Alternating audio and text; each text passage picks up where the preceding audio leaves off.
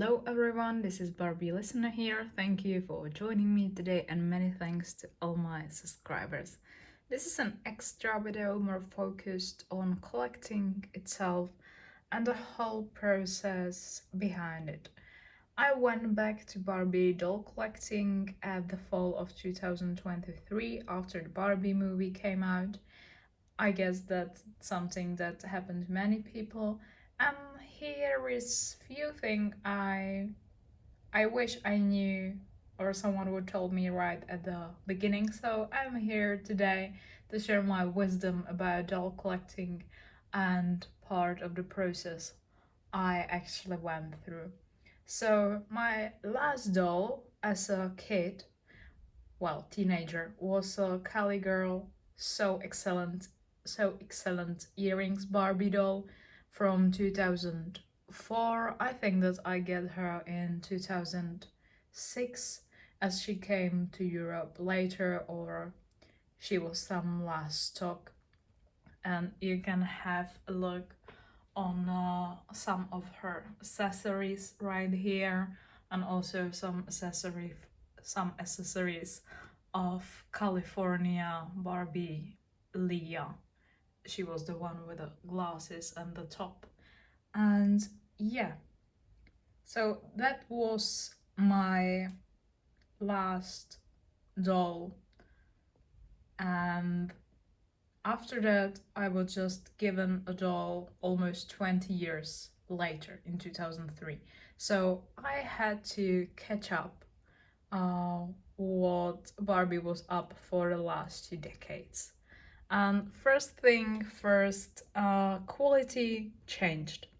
And it's not coming back, even though I occasionally cry over that fact on Reddit. It's true. Mattel is a different company now, and Barbie is a different toy.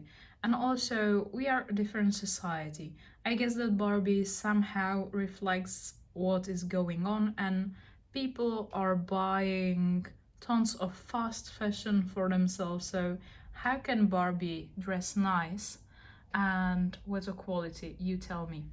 Also, Mattel focus on much younger demographics now, and even though they call them fashionistas, Barbie is a not fashion icon anymore.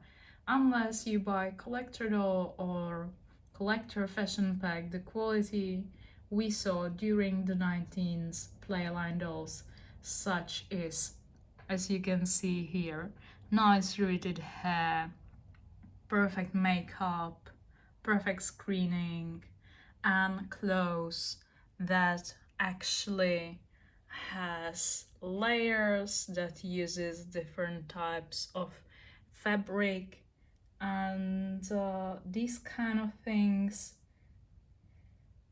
That is nothing that can be expected from nowadays playline. The fashion is simpler, and if you expect the 90s quality, you have to buy collector fashion pack or different lines like Rainbow High, but they are not always compatible. Or you can also buy different brands like I Love You Forever from Disney, or even explore the world of talented people on Etsy, or even dive into the adventure of sewing yourself. And maybe you're asking yourself why the Lux 12 is here among other older, or let's say vintage doll is here. And she was actually my first doll as an adult, and she came in a nice box that I was used to. She was articulated, which was a new and thrilling feature for me, and she has a nice makeup. I know that she's not the most favorite or popular one among the Barbie looks, but I like her. Her hair is really nice. She's an interesting doll. And after her, I get a couple of more Barbie signature looks. So it took me some time to learn about the nowadays difference between collector dolls and the play line, which is really, really huge. I mean, the difference is really huge. Second, pixelation, misprints, and routing. As I just said, the quality of the dolls change over the time, and I didn't know that for some time, thanks to the Lux dolls, who are pretty amazing still.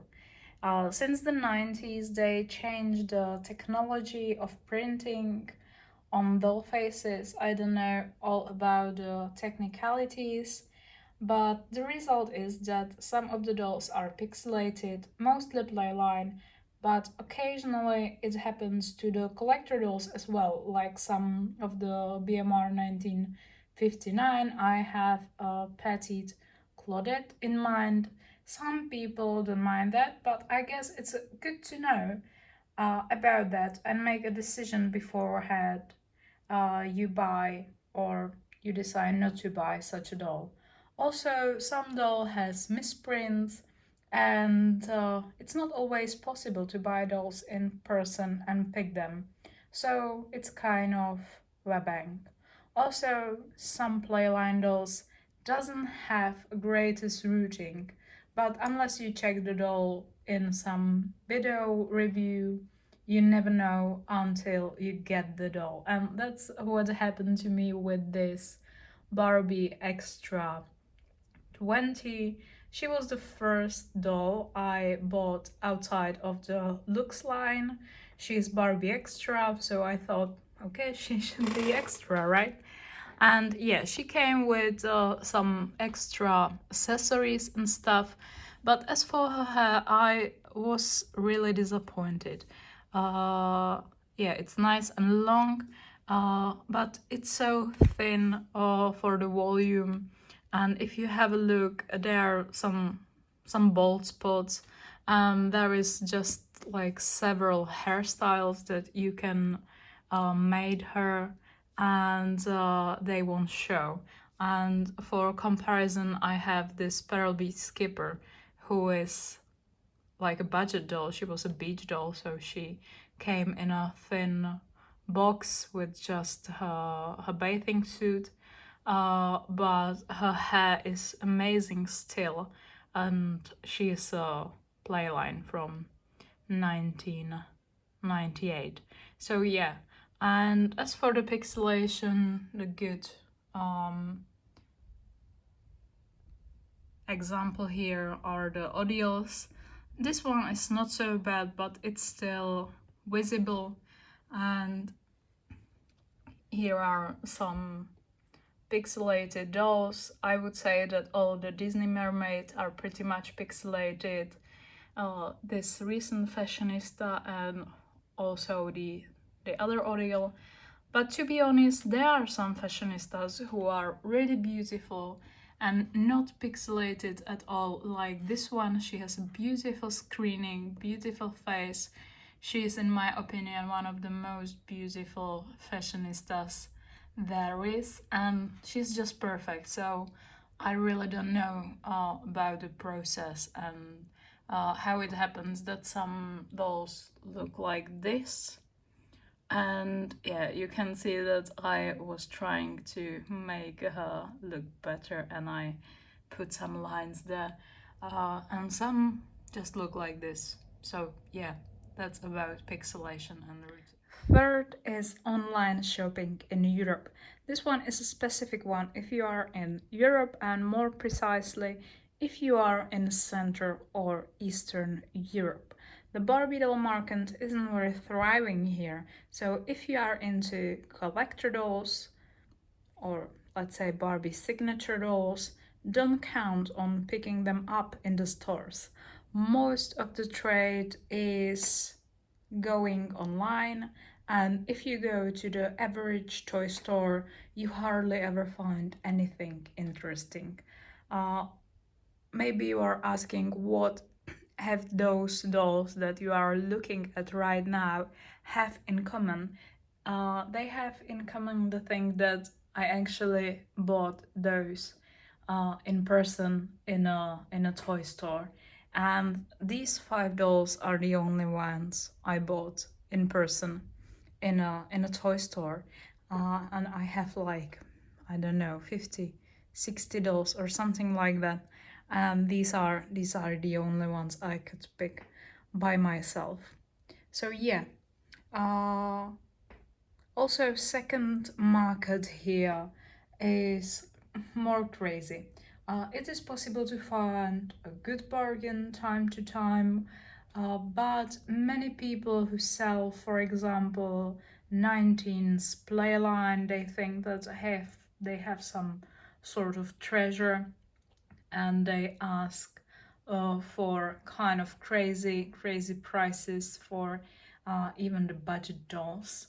And yeah, some of them of course. Also, if you want to buy something from the US or British eBay, you will pay crazy prices for shipping and stuff.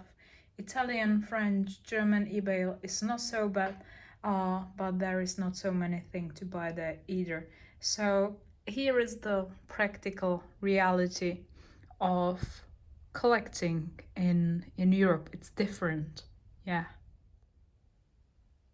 Fourth, time aspect of availability. Again, this might be a specific one for Europe, but as it comes to the availability of the dolls, the market here is kind of delayed. So if some dolls are at the shelves in the US, they come to Europe a few months later, even half or a year later. For example, these Barbie signature looks 22. I ordered them last summer from Mattel Creations because I really wanted her and she wasn't available at Czech e-shops by the time. The other looks were. They had Andra, they had Lena, they had Heidi, but Victoria wasn't among them at the time, and yeah, now the year later she is available. Yeah, but I would have to wait a year and it wouldn't be guaranteed because the Ken, he isn't available here. He wasn't, and I think that he won't be. Some dolls are just not available at all.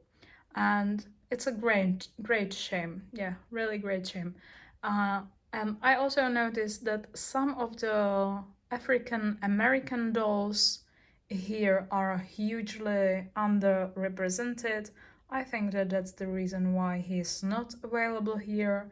Some even get to be cheaper, which I don't mind.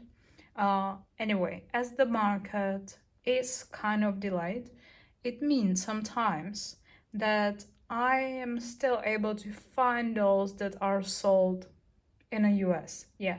So, like when I started collecting in 2023, I was still able to find many of the Lux doll from the first wave who were 2 years old at that point, and I got all those looks from the first or second wave for the retail price, yeah.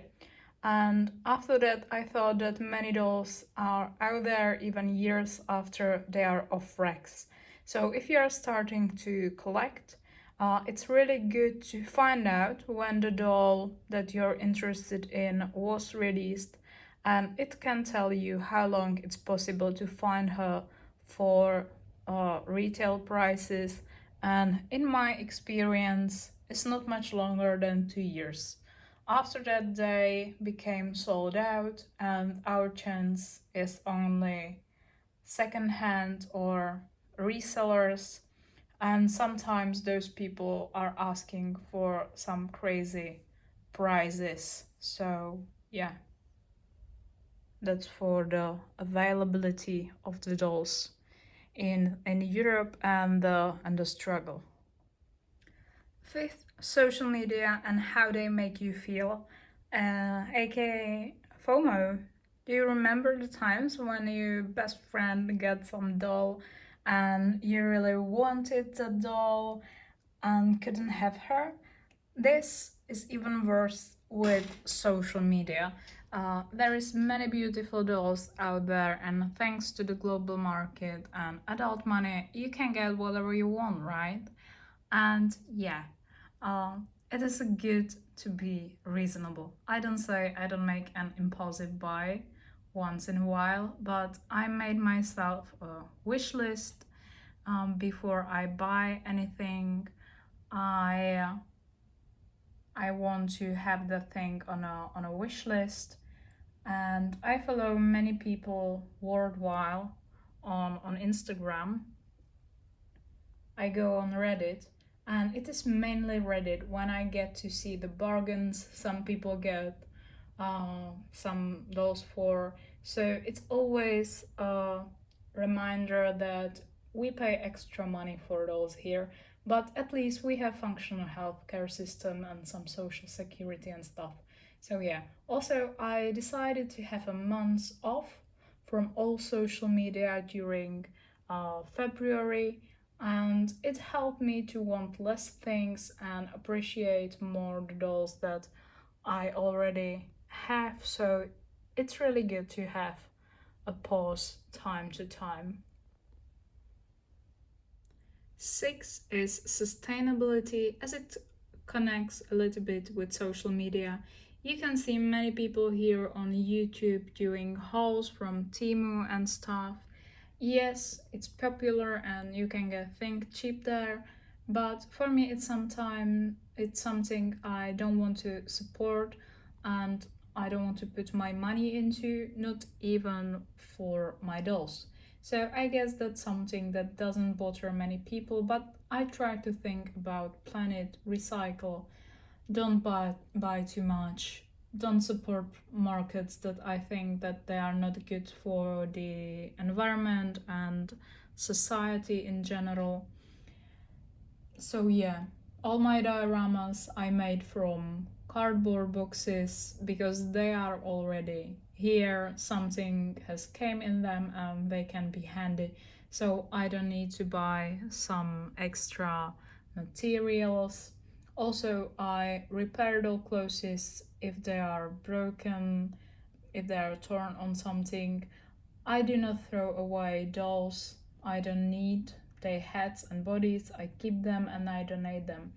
Of course, I'm not perfect. I'm aware that I also do unboxing things, unboxing video here. I love many things, so I occasionally buy some mini Barbie and stuff, or mini brands and mini wares, and there is a lot of unnecessary plastic going on there. But yeah, no one is perfect, but I'm trying. 7th, money and the budget. It is a hobby and it should not ruin you financially. Those wish lists I've mentioned are quite handy. I also have a monthly budget based on my current income, and I try not to overcome it, and I try to stick to it. Also, this hobby tends to get expensive if you are like me and you want your dolls to be on a made to move body, which means to be looking for a good made to move body match and then buying those extra dolls for the made to move bodies. Also, in Europe, you hardly ever get those house sales or yard sales or other sales. You hardly ever get collector dolls for like $10. Uh, so yes, we are living with different prices that our fellow friends and collectors from US are living in. 8th, think about the storage.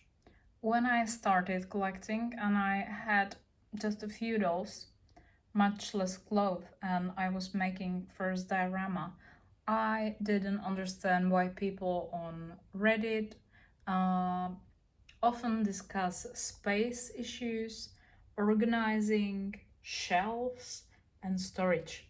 I mean, it's just a few dolls, right? Until it isn't. So, yes, it's a very practical thing to think about. Uh,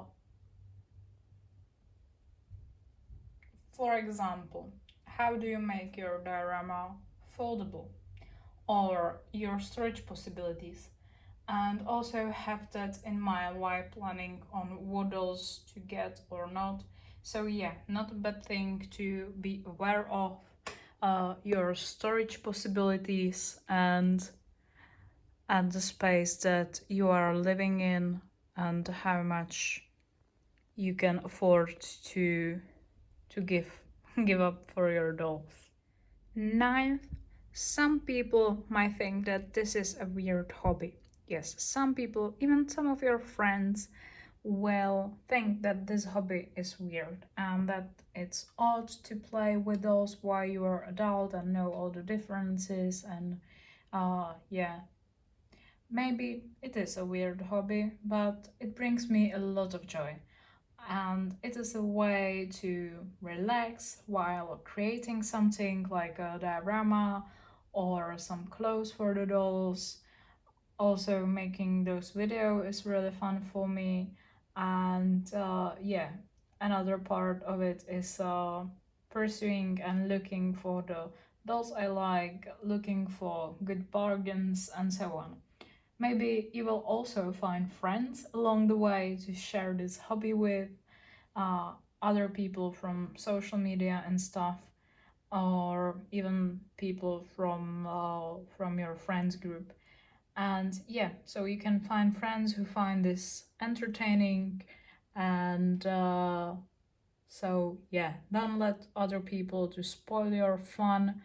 But if you don't feel comfortable, uh, you don't have to tell anyone about your collection and what you are doing in your free time. So yeah, that's it. To sum up, those are my recommendations. Mattel and Barbie are different brands that they used to be, so don't let yourself down with the playline. Focus on collector stuff and be picky about your dolls. If you don't like the doll, don't hesitate to sell her, donate her, or give her to somebody. It is not a bad thing to be picky about your dolls. Europe market is a different than the US one, so make your peace with it. 4 is some dolls is better to grab immediately, but also be smart about what you buy. 5th, don't let FOMO to rule your collection. It's okay to go offline for a while or pursue some other hobbies that you have and things that you like. 6 is be sustainable. 7, make a wish list, stick to it and budget wisely. 8, make sure you have enough room for your collection. And 9, don't get ashamed. Collectors are people too. You can always find friends in this community too. Uh, Thank you very much for watching. Let me know what do you think, what rules or recommendations you find useful. Again, thanks very much for watching. Let me know what do you think in the comments below. Subscribe if you are new here. Like the video, that's a huge help for my dolls. Also, don't hesitate and check me on my Instagram. Link is in the channel description. See you some next time. Bye bye.